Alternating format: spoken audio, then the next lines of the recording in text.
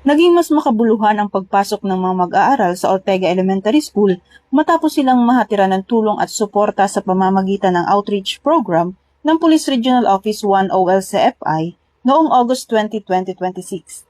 Pinangunahan ni Police Brigadier General Juvencio S. Badua Jr., Regional Director ng Police Regional Office 1, kasama ang Police Regional Office 1 OLCFI Chapter sa pamumuno ni Mrs. Nancy A. Badua, ang gift-giving at outreach activity sa Ortega Elementary School sa Barangay Ortega, Bacnutan, La Union. Namahagi ang grupo ng mga gamit pang-eskwela, tsinelas, food packs at gift packs para sa mga mag-aaral.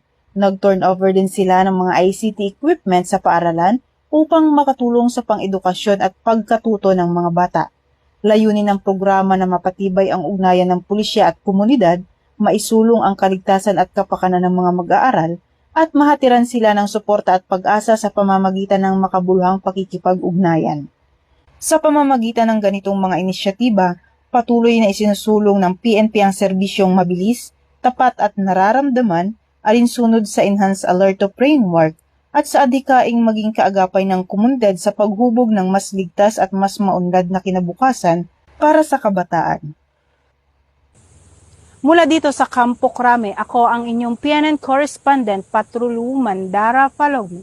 Alagad ng batas, tagataguyod ng Balitang Pulis. Bagong PNP para sa bagong Pilipinas, serbisyong mabilis, tapat at nararamdaman.